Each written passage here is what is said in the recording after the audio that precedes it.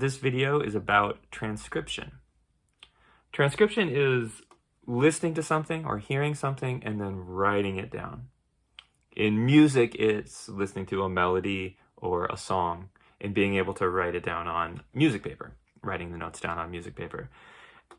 Transcription can also be not music. It can be someone who listens to a speech or a talk and then has to write it down or take notes to put it down on paper. But obviously for us, we're mostly going to be talking about the music part of transcription. If we don't write it down, if we're just kind of trying to hear it and memorize it, that is also kind of a part of transcription, but we usually just call that learning by ear, or teachers talk about that exercise, being able to hear something and then finding the notes on our instrument. Teachers refer to that as ear training. So why is transcription or ear training important in music? Well, what it does is it starts to get us to think about what our notes sound like in our mind before we play them. If I play Happy Birthday,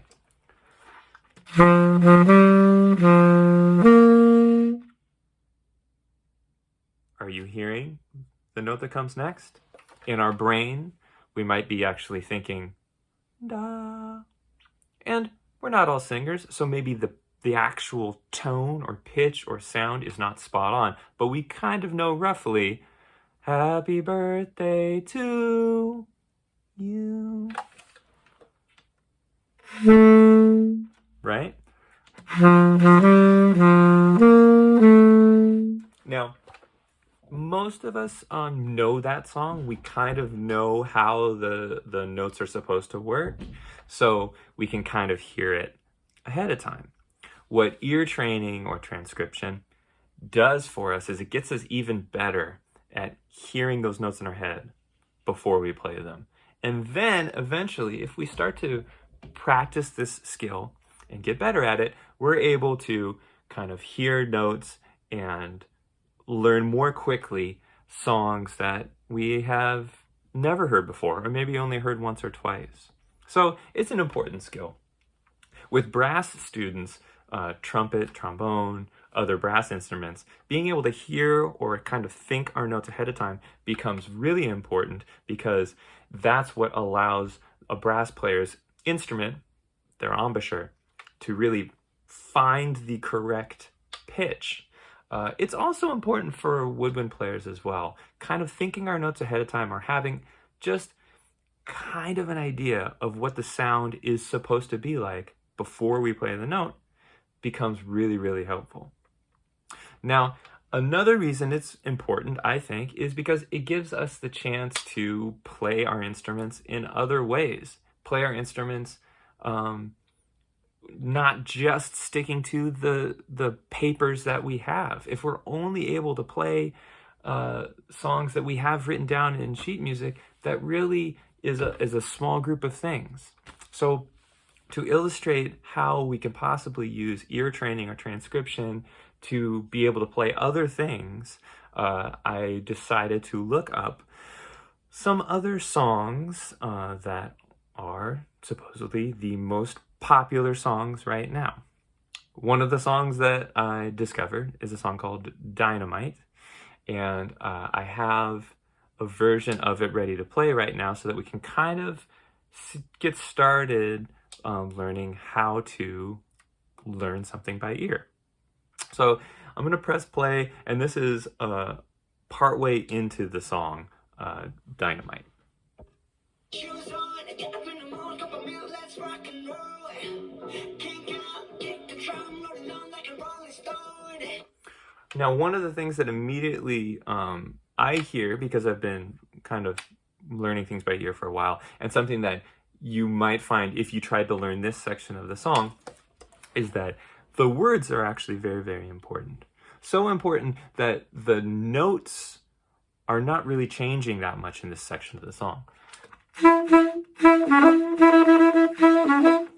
Some kind of rhythm like that, but the idea is that the pitch is not really changing a whole lot. So there may actually be another section of the song that probably would be well, a little more interesting to learn, at least on a tenor saxophone in this case, for what we're doing today. I'm going to fast forward a little bit.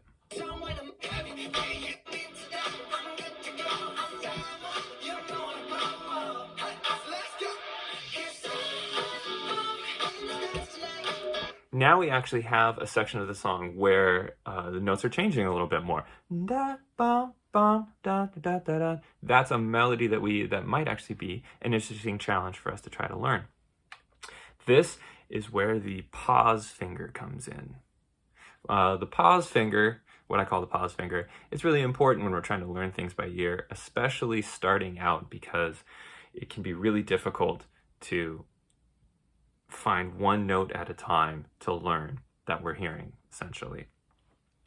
Whatever system that you're using to listen to the song that you're trying to learn, whether it's a phone or a tablet or a computer, we need to be able to pause very quickly right after the note that we're trying to hear. If we kind of are pausing after a bunch of notes, they all start to kind of jumble together. So being able to pause right after the note that we're trying to learn becomes important so that it's the one that sticks in our brain that we can kind of try to hear in our head a little bit.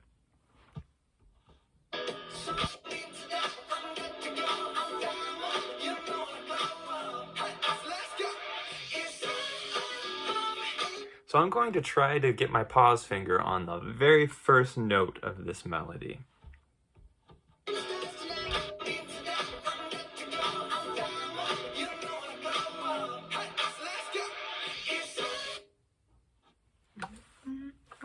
So you'll notice I paused right after the note I'm trying to learn, so it kind of rings out in our brain a little bit. The other step is having our instrument ready, because we're going to go fishing. I call it going fishing, where we're kind of just trying to start to play some notes and seeing what pops out as kind of matching what we're hearing in our head.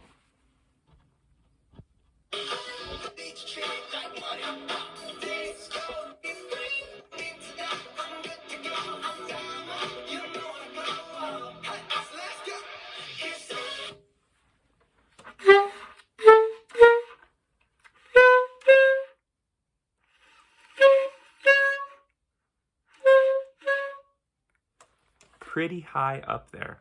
This brings up something else to think about. Sometimes we're on a low instrument, like something like a tenor saxophone, and we're trying to learn a song where the notes are very, very high. That can make things tough, but we do have another option for that, and that is playing notes up an octave or down an octave. And what I mean by that is, so I'll just tell you, the note that we've found up at that highest part of this melody goes or something around there, is a D sharp. That D sharp is pretty high up on the tenor saxophone, but what if we played a lower version of that D sharp?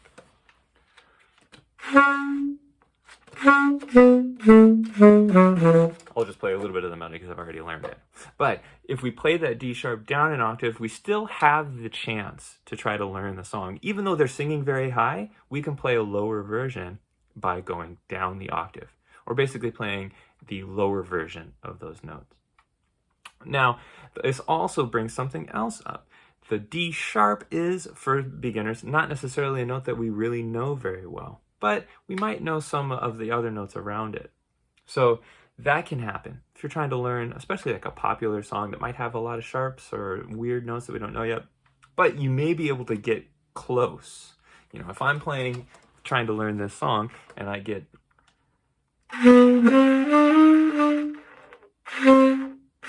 maybe I feel like it's close to the D, but the D is just not right, we might need to do some extra detective work, use our fingering charts, and see if we can look up a note that's close to the D that maybe we don't know yet, like in this case, a D sharp.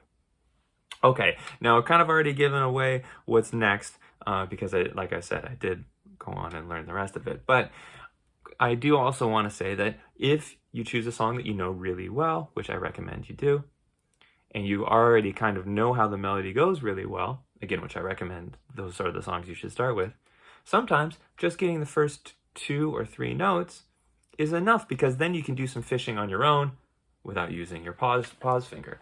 Like if I sing this song a lot, well, maybe no one's around, but if I'm singing, cause I, da, ba, ba, ba, ba, dum. If I know that really well, ba, ba, ba, ba, ba, ba, dum, I can kind of start to do some fishing of my own without using my pause finger. I know, because I know the song, I can hear that. That doesn't sound right.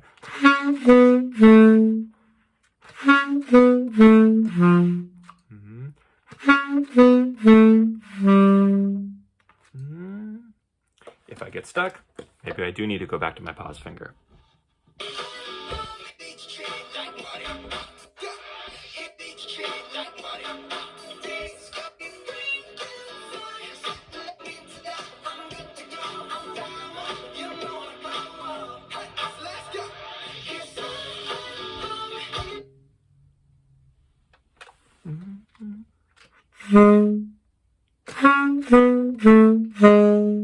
So with the pause finger, and again, for a lot of folks, there might have to be a listening, rewinding, pausing, listening.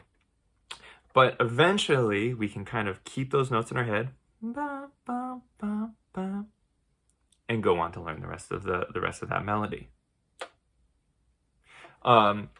Let's do, just in case there are some folks out there that do know the song and do like the song, I'll go ahead and play the notes of that melody a little bit slower, and maybe you can use your pause finger on this video.